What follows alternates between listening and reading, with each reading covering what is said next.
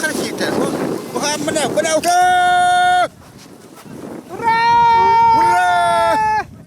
Менә шулай балык эләгүенә, көннең кояшлы, җылы, матур булуына куанып, шатланып, 23 февраль Ватанны саклаучылар көнендә Исанбай авылы янындагы буада һәвәскәр балыкчылар җыелып, бәкедән кармак белән балык тоту осталыгында үзара көч сынашты. Бәйгедә районыбызның барлык авылларыннан тыш, баш калабыз Уфадан, Нефтекамыдан, Дүртөйледән, күрше республиканың Яр-Чаллы шәһәреннән, Актаныш районыннан балык тоту осталары җыелган иде. Әйткәндәй, быел ярыш 16-нчы тапкыр Исанбай авыл биләмәсе тарафыннан оештырылды. Безнең бүген Исанбай җирлегендә зур бәйрәм. Без инде 16-нчы үткәрәбез башлар бәйрәме. Халык елдан ел күбәя. Былтыр 72 кеше булганы, быел 96 битте уже. Иң яшенә 8 яшь, иң өлкәненә 78 яшь. Менә килгән кешеләргә рәхмәт. Спонсорларыбыз күп, аларга зур рәхмәт. Алла берсә алдагыларда күрергә ясын, элемтәргә ясын. Бәйрәмгә җыелучыларны район советы секретаре Игорь Никифоров сәламләгәч, баш судья Шамил Нуриев ярыш шартлары белән таныштыргач, балыкчылар буада үз урыннарын алды. Кемдер урынны озак сайлады һәм әйбәт урын табу максатында берничә бәкет иште. Ә кемдер бер утырган урында ыргакка балык эләгүен тели-тели хәрәкәтсез утырды. Чарада төрле буын вәкилләрен очратырга мөмкин иде. Гаиләләре, туганнары, дуслары белән бергә җыелып килүчеләр дә бихисап иде. Өлкәннәр белән бер рәттән балалар да активлык күрсәтте. Уфа шәһәреннән Тәләкәй авылына кунакка кайткан 12 яшьлек Азалия Сәйдиягафарова балыкчы кызы икәнен испатлады. Финалга чыгып, ярты сәгать эчендә 7 балык тотып, икенче урынга лаек булды. Я приехала с мамой, папой и братьями. На этом фестивале я первый раз приехала из Уфы, живу в Тәләкәево. А ты часто ходишь на рыбалку? Да, с папой. Папа рыбак. Бәйгедә ел сайын катнашып килүче, җиңүләргә ирешүче Иштирәк авылыннан Илсаф Шариповның быел да сынатырга исәбе юк. Күні де әйбәт матур туры келді. Әлі пока үш балык тұттым. Күлөв әлі бұтан елға қарағанда сулпәнірек, тұйылған шекелі. Мына бұтан кішілерді әлі дүртәр бисәрніңіне тұтқандар. Мен пока ішіне сағат бара.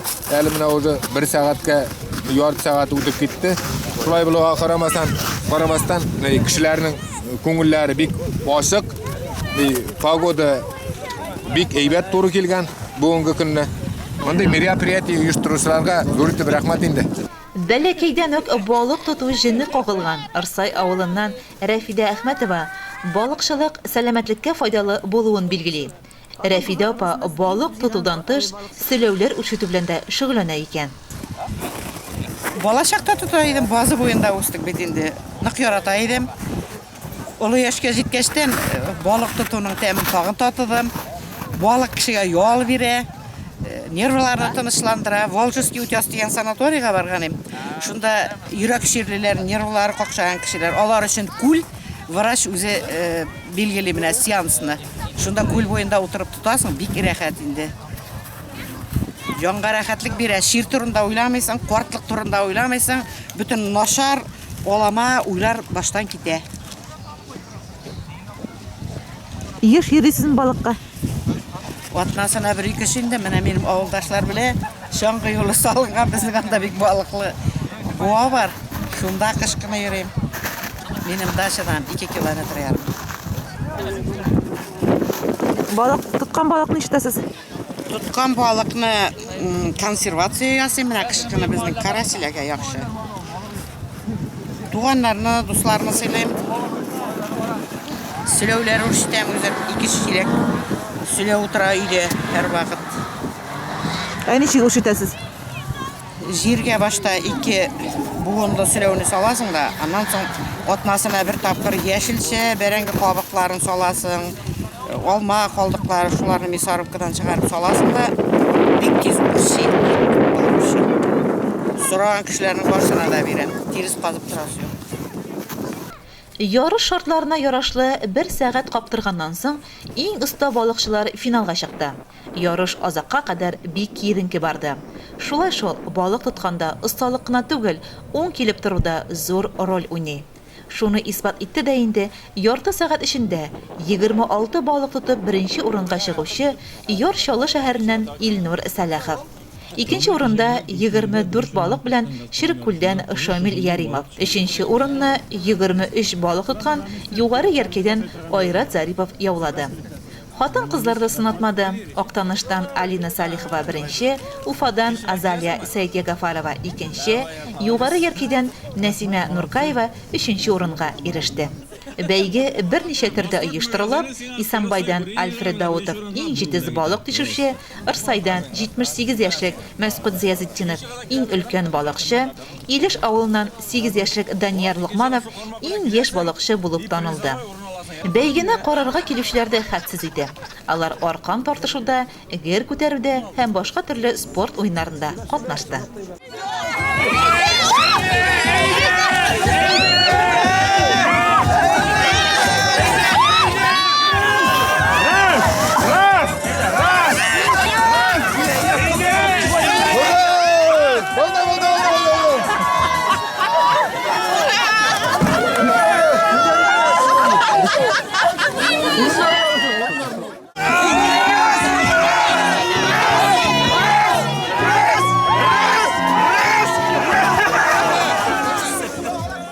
Йөз 40 тапкыр гер күтәргән Тәләкәйдән Денис Япаров чемпион исемен яулады.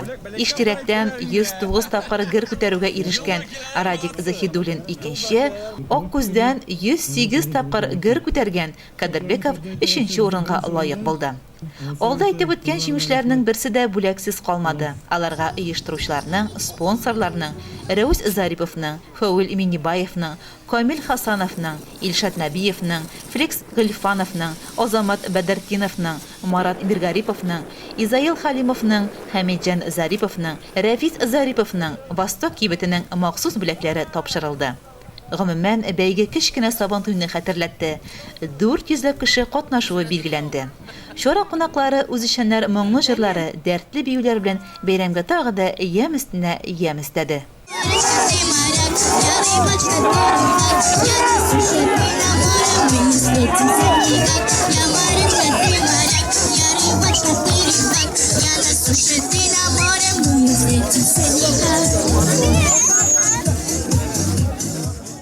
Ә инде авыл биләмәсе хезмәткәрләре барлык катнашучыларны һәм кунакларны бушлай, учакта пешкән тәмле пылау, Тахир Хәертинов теленне тарлык балык ашы белән сыйлады. Айгөл Маллаянова, Илеш телерадиокомпаниясе.